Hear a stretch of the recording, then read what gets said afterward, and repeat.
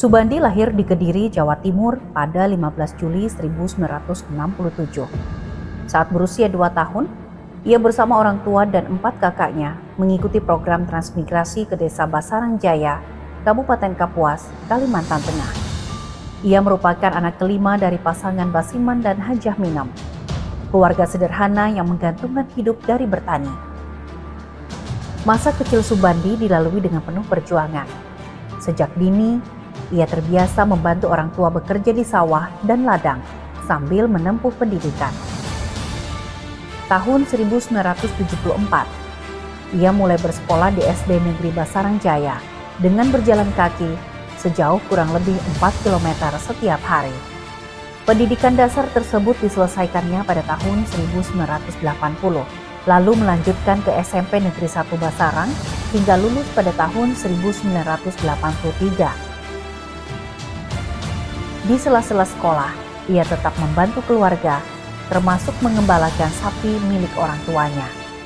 Setelah tamat SMP, Subandi melanjutkan pendidikan di SMEA Negeri 1 Kuala Kapuas. Perjalanan menuju sekolah bukan hal mudah, karena akses darat saat itu belum memadai. Ia harus menggunakan perahu kelotok untuk menuju Kuala Kapuas dan tinggal di rumah indekos selama menempuh pendidikan. Demi meringankan beban orang tua, ia juga menjalani berbagai pekerjaan serabutan, hingga akhirnya berhasil menyelesaikan pendidikan SMEA pada tahun 1986.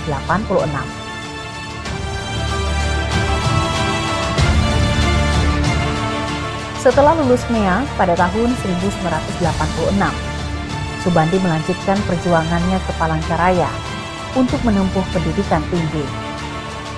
Melalui seleksi penerimaan mahasiswa baru, SIPEMARU, ia diterima di FKIP Universitas Palangkaraya. Ia sempat mengikuti kegiatan orientasi mahasiswa dan penataran P4 pola 100 jam sebelum memulai perkuliahan. Namun, keterbatasan ekonomi membuat cita-citanya harus tertunda. Setelah menjalani kuliah selama 1 semester, Subandi terpaksa menghentikan pendidikan karena tidak mampu membiayai kebutuhan kuliah dan hidup di perantauan. Tidak menyerah pada keadaan, ia kemudian bekerja serabutan hingga memperoleh pekerjaan sebagai cleaning service di Sekretariat KNPI tingkat 1 Kalimantan Tengah. Berkat ketekunan dan dedikasinya, ia kemudian dipercaya menjadi staf sekretariat. Meskipun penghasilannya masih sangat terbatas, semangatnya untuk menempuh pendidikan tidak pernah padam. Pada tahun 1988, Subandi kembali melanjutkan kuliah, kali ini di Fakultas Ilmu Sosial dan Ilmu Politik, Visipol Universitas Muhammadiyah Palangkaraya. Selama menjadi mahasiswa, ia aktif berorganisasi dan dipercaya menduduki berbagai posisi penting, di antaranya Ketua Senat Mahasiswa Visipol, Sekretaris HMI Komisariat Ahmad Dahlan, serta Ketua Bidang Organisasi HMI Cabang Palangkaraya. Perjalanan panjang itu akhirnya membuahkan hasil. Pada tahun 1993, Subandi resmi menyandang gelar Sarjana Sosial, sebuah pencapaian besar yang diraih melalui perjuangan dan kerja keras tanpa kenal menyerah. Setelah menyelesaikan pendidikan sarjana dan tetap bekerja di lingkungan KNPI, Subandi memiliki cita-cita besar untuk menjadi pegawai negeri sipil. Demi mewujudkan impian tersebut, ia berulang kali mengikuti seleksi calon pegawai negeri sipil, baik pada tingkat kota, provinsi, maupun pusat. Bahkan, ia pernah mengikuti tes hingga ke Jakarta. Meski telah berusaha berkali-kali, hasil yang diharapkan belum berpihak kepadanya. Kegagalan demi kegagalan harus diterima dengan lapang dada. Hingga akhirnya, kesempatan mengikuti tes CPNS tertutup karena batas usia yang telah melewati ketentuan. Kegagalan menjadi PNS tidak membuat Subandi kehilangan semangat. Ia tetap bekerja dengan penuh tanggung jawab di lingkungan KNPI dan terus aktif dalam berbagai aktivitas organisasi kepemudaan. Dedikasi dan loyalitasnya membuat ia dipercaya masuk dalam jajaran pengurus KNPI sebagai anggota Biro Pengkajian Pembangunan. Kepercayaan tersebut terus berlanjut dari satu periode ke periode berikutnya.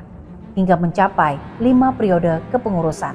Puncaknya, Subandi dipercaya menjabat sebagai Sekretaris KNPI Kalimantan Tengah untuk periode 2004 hingga 2007 dan kembali melanjutkan jabatan yang sama pada periode 2007 hingga 2010. Selama aktif di KNPI, ia banyak terlibat dalam kegiatan organisasi, pendidikan, dan pelatihan kepemimpinan, serta berbagai aktivitas sosial kemasyarakatan.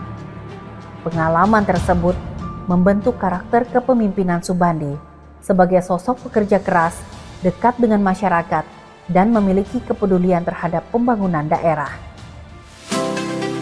Pada 14 Agustus 1994, Subandi menikah dengan wanita cantik namanya Lastri Mulyani, sahabat dekatnya semasa kuliah di Universitas Muhammadiyah Palangkaraya. Dari pernikahan tersebut, mereka dikaruniai 3 putri, Wiyandita Andiani, Dinda Aulia, Gaitsa Nur Azahra, dan 1 cucu Kansaira. Selain aktif di organisasi, ia juga menekuni dunia jurnalistik. Pada tahun 2000, setelah lulus seleksi Persatuan Wartawan Indonesia, ia mulai berkarir sebagai wartawan dan dipercaya menjadi redaktur pelaksana di media Kalteng. Kemampuannya di bidang jurnalistik terus berkembang hingga turut membidani lahirnya harian Palangka Pos. Di media tersebut, ia kembali dipercaya sebagai redaktur pelaksana dan mengabdikan diri selama 4 tahun. Pada tahun 1995, di masa pemerintahan Orde Baru, Subandi mulai aktif di Partai Golkar dengan mengikuti pendidikan dan pelatihan karakter Des Golkar Kota Madya Palangkaraya. Sejak saat itu, kiprahnya di dunia politik terus berkembang. Ia dipercaya menduduki berbagai posisi strategis di tubuh Partai Golkar, baik di tingkat kota maupun provinsi. Jabatan yang pernah diembannya antara lain bagian organisasi Golkar Kota Madya Palangkaraya, Ketua Biro Pers dan Informasi, Wakil Sekretaris Golkar Provinsi Kalimantan Tengah, hingga akhirnya dipercaya menjadi Sekretaris Partai Golkar Kota Palangkaraya. Pada pemilu 1997, Subandi pertama kali dicalonkan sebagai anggota DPRD Kota Madya Palangkaraya. Namun, saat itu ia belum berhasil memperoleh kursi legislatif karena berada di nomor urut bawah. Kendati demikian, ia tetap setia dan aktif membesarkan Partai Golkar. Bahkan, ketika banyak kader memilih berpindah ke partai-partai baru pada masa awal reformasi. Pasca reformasi, Organisasi Angkatan Muda Pembaharuan Indonesia (AMPI) di Kota Palangkaraya mengalami kevakuman. Kondisi tersebut membangkitkan semangat aktivisme Subandi untuk kembali menghidupkan organisasi kepemudaan tersebut. Pada tahun 2007, ia dipercaya menjadi Ketua DPD AMPI Kota Palangkaraya untuk periode 2007 hingga 2012 dan resmi dilantik pada 2 Juli 2007. Di bawah kepemimpinannya, AMPI kembali berkembang dan berhasil membentuk kepengurusan di 5 kecamatan serta 30 kelurahan sekota Palangkaraya. Kepemimpinan dan keberhasilannya membesarkan organisasi membuat Subandi mendapatkan dukungan luas.